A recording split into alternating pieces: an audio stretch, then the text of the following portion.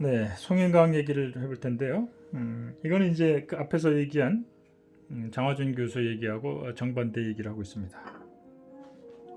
자, 결과의 균등을 주장하는 사람들에 대해서 다음과 같은 반론을 펴니다. 기회의 균등만으로는 불충분하기 때문에 결과의 균등, 즉 소득 재분배가 강화되어야 된다는 주장은 근로자 스스로 인적 자본을 축적하려는 동기를 약화시킨다. 인적 자본이라는 얘기를 합니다. 그래서 결국 만성적인 실업이라고 하는 부작용을 초래한다 하면서 반대를 합니다. 자, 여기 인적 자본이라는 얘기를 합니다. 앞에서 다른 주제를 얘기할 때도 내가 얘기했지만 신고전주의 경제학에서는 사람을 하나의 자본 또는 자원으로 봅니다. 사람을 사람으로 보는 것이 아니라 하나의 물적인 존재, 투입 생산 요소, 노동이라는 생산 요소, 인간도 다른 뭐 돈이며 뭐 토지며 이런 것 같은 마찬가지로 하나의 지하자원과 같은 인적 자원, 인적 자본으로 취급을 합니다. 그 점 하나 지적을 할 필요가 있겠고요. 그러다 보니까 스스로 인적 자본을 축적할 수 있는 그런 동기를 약화시킨다. 왜? 내가 일을 열심히 안 하고 노력 안 해도 나라에서 돈 주는데 뭐 내가 열심히 뭐 노력할 필요 뭐 있냐 하는 의미에서 게을러진다는 얘기죠. 그러다 보니까 생산성이 떨어져서 일자리를 더 못 구하게 되고, 그래도 나라 돈 주니까 실업이 해결이 안 되고 부작용을 초래한다는 거예요. 그러면서 이제 다음과 같은 그 근거를 제시합니다. OECD 유럽 선진국들에서 정부가 취업 발전을 위해서 쓰는 돈이 GDP의 1.4%를 지출한다고 그래요. 그런데 그렇게 함에도 불구하고 1년 이상의 장기 실업자들이 전체 실업자의 33.6%에 달한다는 것을 근거로 해서 결과의 균등이 구조적 실업 문제를 해결하지 않고 더 악화시킨다라고 주장합니다. 그런데 뭐 잘 생각해 보세요. 구조적 실업이라는 게 뭡니까? 구조적 실업이라고 하는 것은 경제 구조가 틀이 바뀌면서 과거에 일자리를 가졌던 사람들이 기존에 갖고 있던 기술이나 노하우 가지고는 이제 일자리가 없어서 실업자가 된 거 아니에요. 본인이 노력을 안 하거나 또는 능력이 없어서가 아니에요. 경제 구조가 바뀌어서 어쩔 수 없이 실업자가 된 사람들입니다. 그래서 그런 사람들을 위해서 정부가 취업 발전을 위해서 교육도 시키고 뭐 여러 가지 노력하기 위해 돈을 지출했습니다. 근데 그렇게 돈을 써도 해결이 안 된다는 것이죠. 근데 이게 더 문제를 악화시킨다 이런 주장을 하는 겁니다.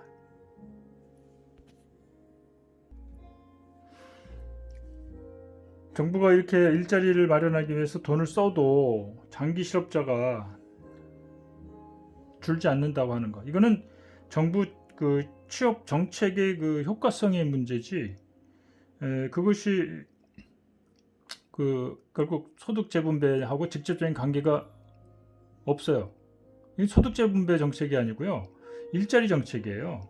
근데 이걸 마치 정부가 일자리를 만들어주기 위한 정책을 소득 재분배와 같은 결과의 균등을 추구하는 정책으로 매도를 함과 동시에 사실은 그 경제 정책의 그 효과성의 문제인데 이러한 결과의 균등이라고 사실 이거는 소득 재분배와 같은 결과 균등이 아닌데 소득 재분배가 실업 문제를 더 악화시킨다 이렇게 논리적으로 비약을 시킵니다. 전혀 다른 문제를 들이대면서 결과의 균등이 실업 문제를 해결하지 못한다, 악화시킨다 이렇게 주장하는 거예요.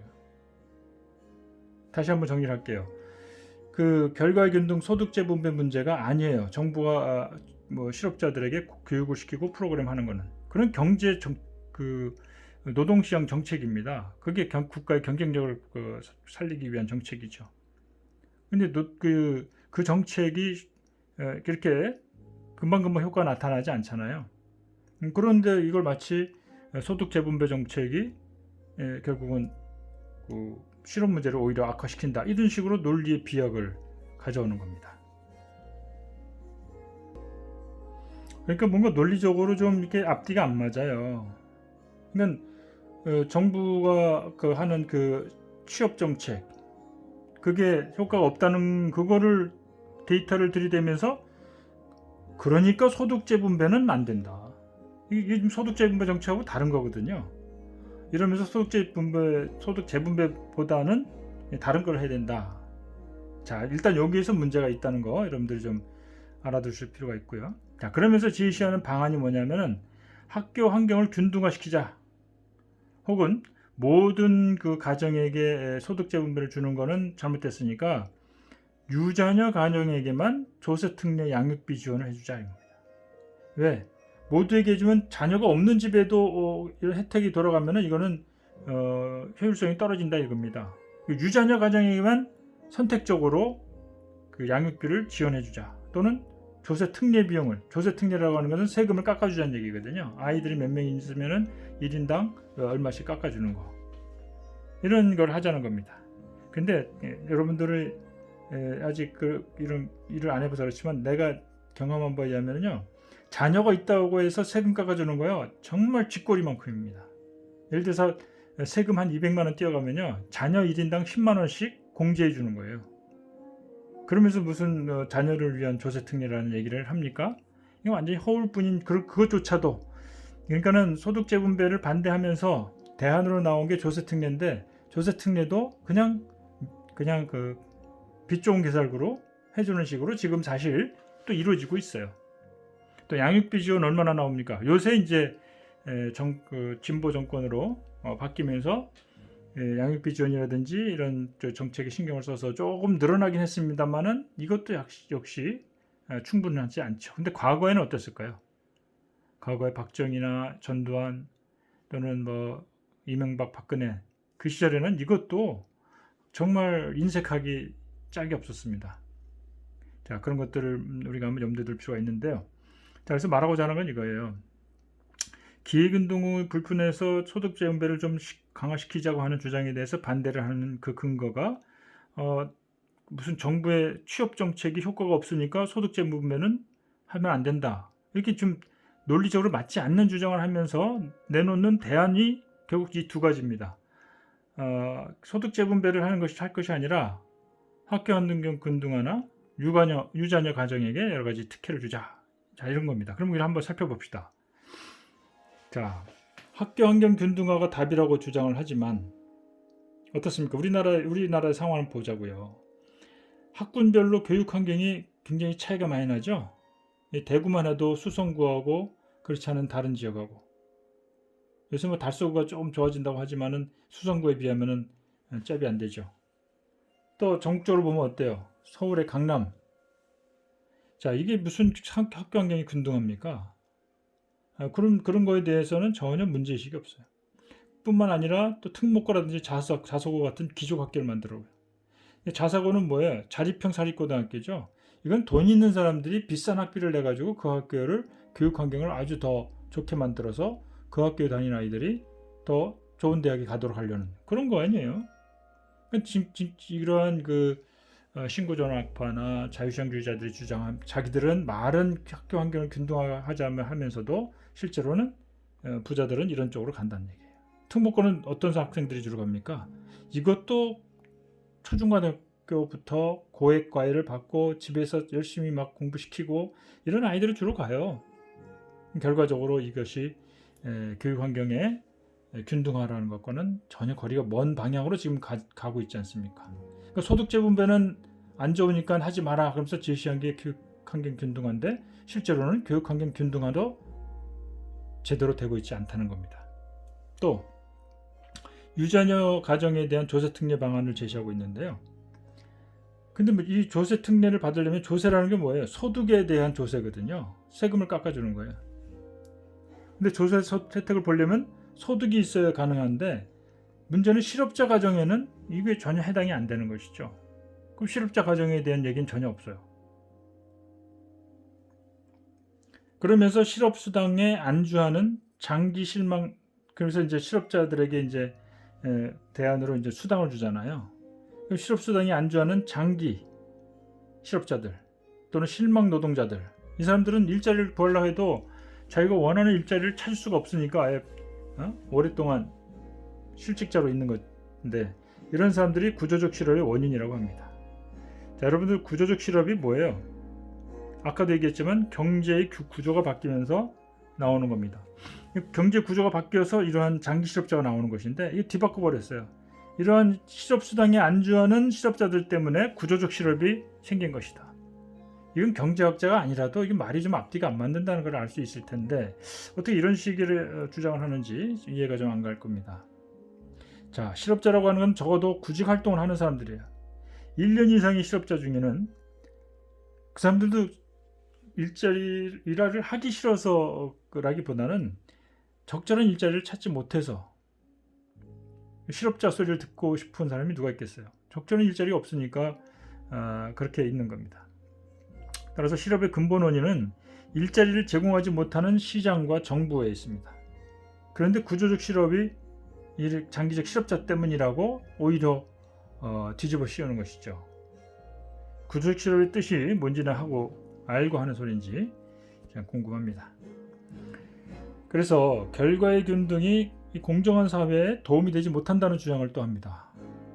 결과의 균등을 반대하는 정도가 아니고 그게 오히려 해롭다 이런 얘기입니다. 공정한 사회에 해롭다 이겁니다. 우리 공정한 사회를 만들기 위해서 결과의 균등을 주장하고 있는데, 이 사람들은 오히려 결과의 균등이 공정사회를 만드는데 해롭다. 참 이해가 안 가는 주장을 하는데요. 결과의 균등을 위한 소득 재분배가 공정사회를 일으키는데 해롭다는 뜻인가? 이렇게 해석할 수밖에 없지 않습니까? 그럼 그들은 왜 이런 주장을 할까? 고소득자들에게 더 많은 세금이 부과돼야 되기 때문에 그래요.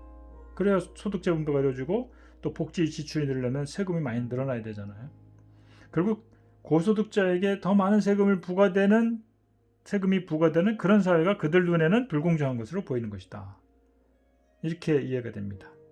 자, 누구의 눈으로 보느냐에 따라서, 그죠? 누구의 눈으로 보느냐에 따라서 공정사회가 다르게 보이는 거예요. 그렇죠?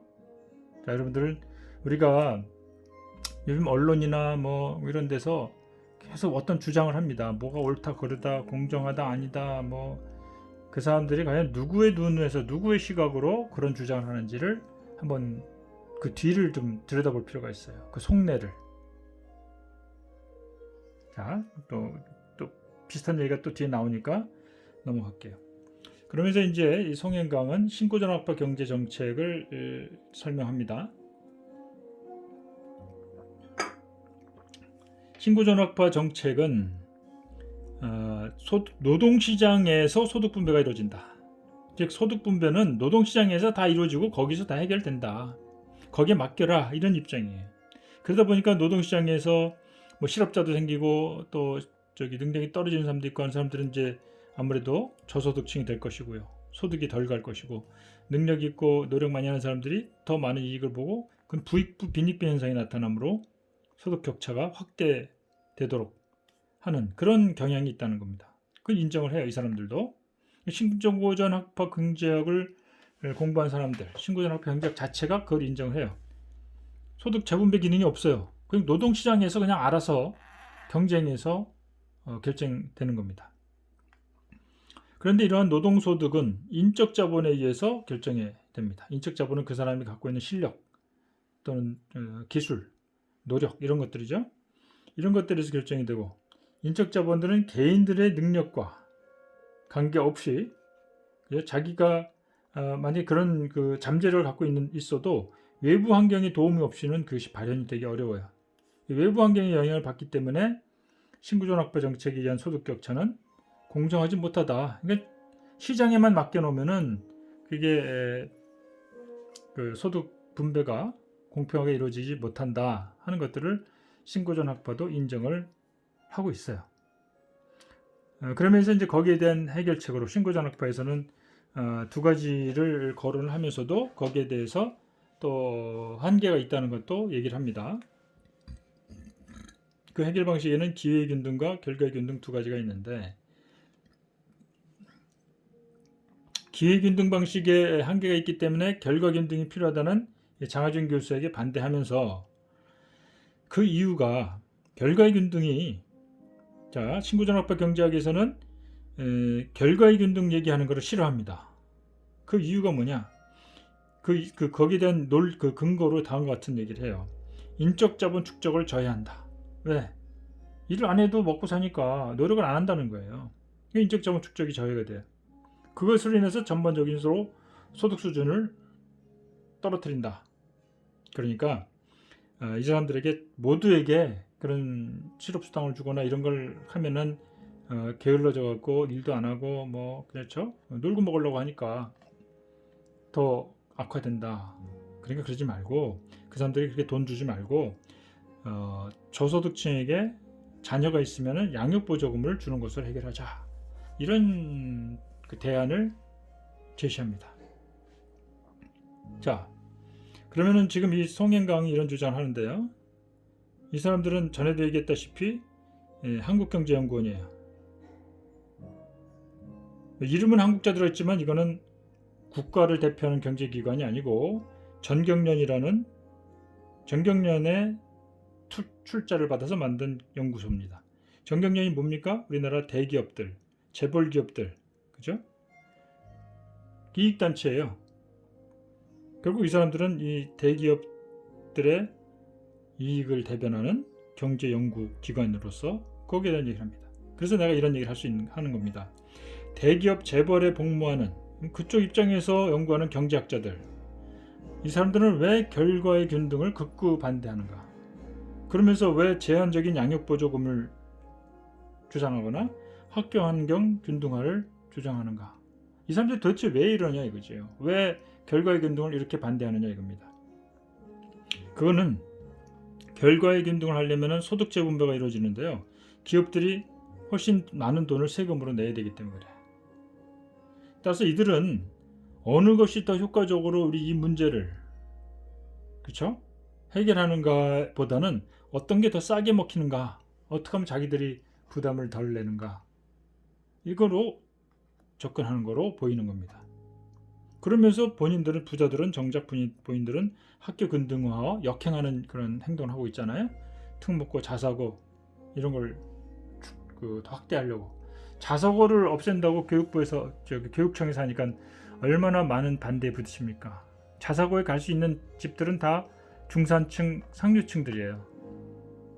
그 사람들은 자녀들이 누릴 수 있는 아주 우수한 교육 환경 이거를 평등화시키려고 하니까 교육 환경 균등화가 뭐예요?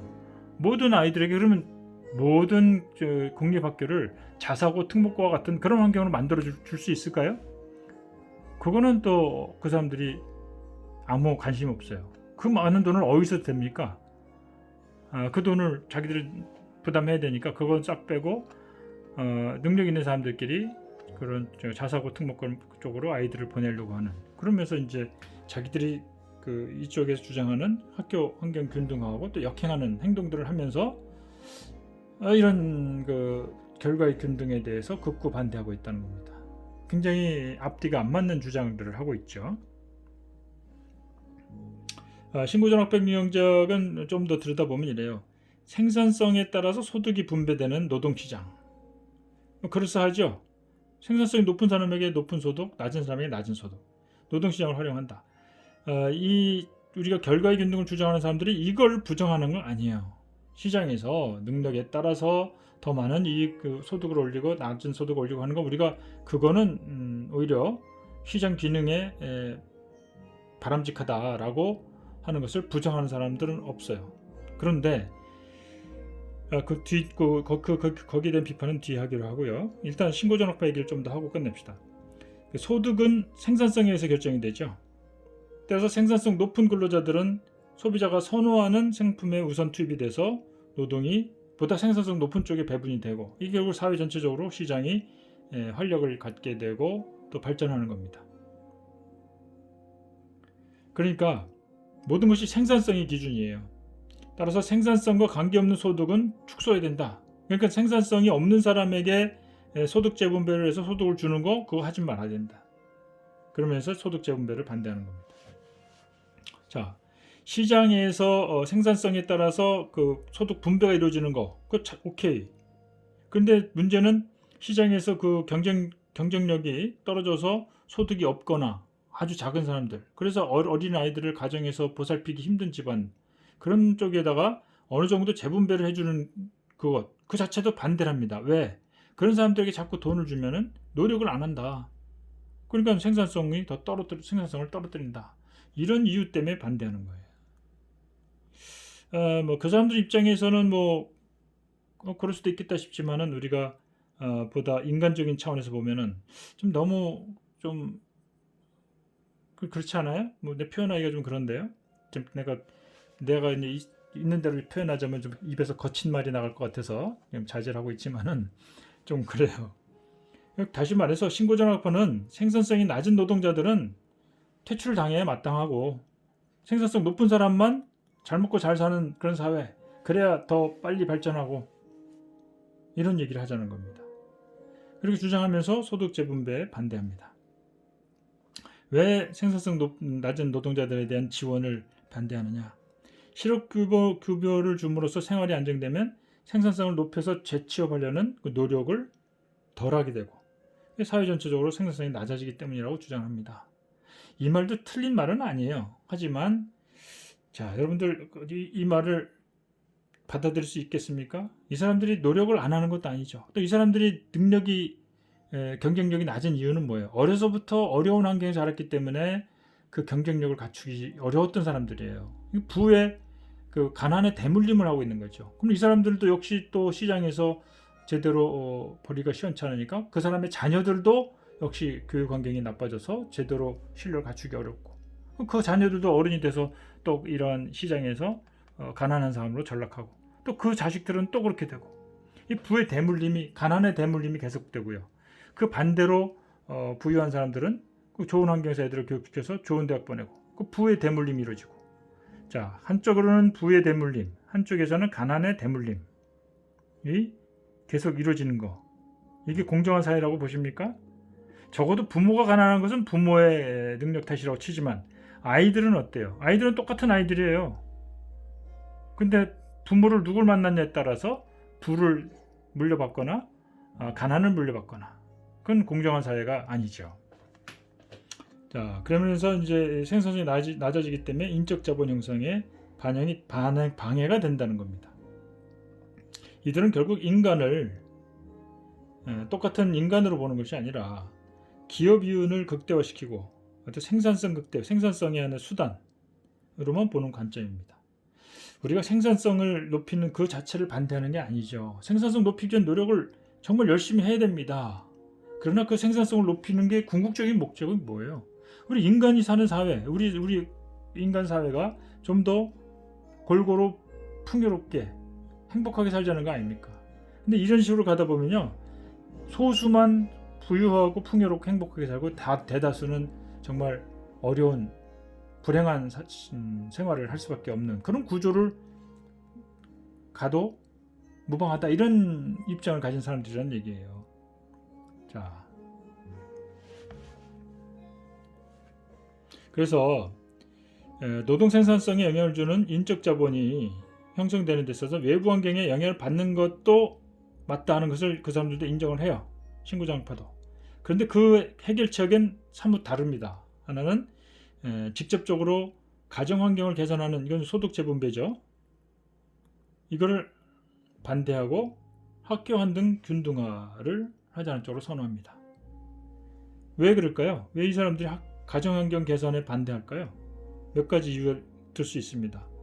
일단 가정 환경 개선에 드는 비용이 너무 크다. 소득 재분배를 하려면요, 엄청난 자기들이 가지고 있는 소득을 띄워줘야 되는 거예요. 그게 너무 아픈 거예요. 이 사람들 뼈 아픈 거야. 비용이 많이 드니까. 가정환경의 차이는 소득뿐만이 아니라 재산 수준에도 영향을 받기 때문에 이건 참 생각지도 못한 그런 논리인데요. 소득 재분배 가지고는 가정환경 격차를 해소하는 것이 쉽지 않다. 자, 가정환경이 나쁜 거는 소득보다는 그 사람들의 재산이 얼마나 많으냐 이거에 대해 영향을 받는 거니까 그 기껏 소득 좀 더 줘봐야 뭐 보탬이 되겠냐, 뭐 나아지겠냐 이런 얘기죠. 여러분들 여기 이 말에 동의가 됩니까? 물론 재산이 많으면 재산 소득이 있을 수도 있어요. 그러나 당장 소득이 없는 사람들 또는 정말 최저 생계비도 못 버는 사람들, 이런 사람들에게는 정말 한 달에 10만 원이든 50만 원이든 100만 원이든 그런 돈들은 정말 소중한 돈이고 그 돈으로 이 사람들의 생활을 정말 인간답게 할 수 있는 그런 생활이 되는 겁니다. 근데 그거를 왜 여기서 무시할까요? 그 효과가 없다고 주장하는 거, 그런 논리가 과연 어떻게 형성될까? 그게 참 궁금합니다. 자, 또 기가 막힌 얘기는 또 있습니다. 소득 재분배 정책은 개인적인 의지를 약화시켜서 저소득층 자녀의 학습 동기를 저해한다. 이게 무슨 얘기냐면요. 소득재분배를 통해서 부모가 일자리가 없어도 정부가 주는 그런 돈으로 먹고 사는데 지장이 없다. 그럼 아이들도 그걸 뽐딴다는 얘기예요. 나도 뭐 굳이 뭐 공부 열심히 안 하고 뭐 직업이 없어도 나중에 나라에서 돈 줄 텐데 내가 열심히 안 해도 되겠지? 이런 생각을 한다는 거예요. 저소득층 자녀들이. 물론 그럴 가능성이 전혀 없다고 할 수는 없어요. 그러나 대다수의 어린 아이들은 순수하고 미래의 꿈을 가지고 살아요. 이런 아이들을 이렇게 참 매도한다는 것, 난 이런 발상 자체가 굉장히 참 의심스럽습니다. 지금 하는 이 얘기들은요, 송행강이 그 본문에서 했던 얘기들이에요. 그러니까 아이들이 정부 보조금으로 살 수 있다는 걸 알고 공부 안 한다 이런 얘기입니다. 과연 그럴까요? 그러면 정부 보조금으로 사는 부모들은 아이들 앞에서 당당할까요? 너희들은 우리처럼 되지 말고 공부 열심히 해서 좋은 대학 가서 좀 더 좋은 일자리를 가지고 더 좀 잘 살았으면 좋겠다. 이런 얘기를 하지 부모들이 그 반대 얘기를 할까요? 너희들 공부 안 해도 돼. 잘 봐. 나라에서 돈 주니까 너희들도 그냥 먹고 놀기만 해. 이런 부모가 있을까요? 나는 이 송행강 본인들이 자신들이 자녀들에게 그런 식으로 가르치는가 한번 묻고 싶습니다. 따라서 개인 모든 그 저소득 가정의 소득 분배를 해서는 안 되고 반대로 학교 개선, 학교 환경 개선 쪽으로 하는 것이 더 바람직하다는 얘기를 합니다. 이게 왜 그럴까요? 결국 비용 문제예요. 소득 재분배에는 엄청난 돈이 들고 학교에 뭐 환경 개선이라고 하는 것은 정부 세금에서 교육 그 부로 주는 돈을 좀 더 줘가지고 학교 교실마다 뭐 멀티미디어 장치 더 해주고 학교에 에어컨도 놔주고 뭐 어떤 뭐 등등 학교 시설을 좀 더 현대화시키고 뭐 이런 쪽으로 하게 되는 것, 이쪽 비용이 훨씬 적게 든다는 겁니다. 그러면서 본인들은 정작 일반 학교에 자녀들을 안 보내고 흔히 말하는 귀족 학교에 보내죠. 특목고는 결국 이건 자기들이 돈 내는 거 아니에요. 국민 세금으로 내는 거예요. 그리고 자사고는 자기들이 돈을 많이 내지만 돈이 있는 사람들만 갈 수 있는 거예요. 자, 학교 환경 개선이라는 쪽으로 대안을 제시하면서 정작 본인들은 일반 학교를 안 보내고 이런 귀족 학교를 보낸다 이런 얘기입니다. 자, 그래서 송행강은 이런 얘기들을 또 합니다. 두 가지 대응 방식과 방식이 있다는 것을 제시하면서 그 문제점들을 또 지적을 해요. 두 개의 대응 방식이라는 것은 기회의 균등과 결과의 균등입니다. 기회의 균등이라고 하는 것은 자, 요 얘기는 또 우리 파일을 좀 바꿔서 하도록 할게요.